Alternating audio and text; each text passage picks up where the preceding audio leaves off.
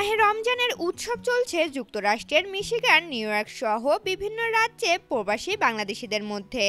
সিয়াম সাধনার মাসে তারা আল্লাহর ইবাদতে মগ্ন। রমজান শুরু হওয়ার সাথে সাথেই মিশিগান, নিউ ইয়র্ক ও অন্যান্য রাজ্যের রোজাদাররা তারাবির নামাজ আদায়, সেহরি ও ইফতার করছেন। সারা বিশ্বের মুসলিমদের জন্য অত্যন্ত গুরুত্বপূর্ণ এ মাস। আল্লাহর সন্তুষ্টি পাওয়ার লক্ষ্যে প্রবাসী মুসলমানরাও একাগ্রচিত্তে ইবাদত করছেন।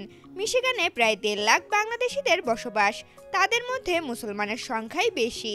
সেহরি ও ইফতার করে তারা অনেকেই খুশি। এছাড়াও ইফতার বিক্রির ধুম পড়েছে বিভিন্ন রেস্টুরেন্টে। বিশেষ করে মিশিগানের আলাউদ্দিন রেস্টুরেন্টে গুড়ের জিলাপি অনেকের পছন্দ। রোজাদাররা সুলভ মূল্যে সুস্বাদু খাবার কিনে পরিবারের সাথে ইফতার করছেন। সামাজিক ও রাজনৈতিক সংগঠনগুলোর পক্ষ থেকেও ইফতার পার্টির আয়োজন করা হচ্ছে, যা প্রবাসী মুসলমানদের মাঝে এক নতুন মাত্রা যোগ করেছে। এ মাসের শেষে প্রবাসী বাংলাদেশিরা ঈদ উল ফিতর পালনের জন্য প্রস্তুতি নিচ্ছেন।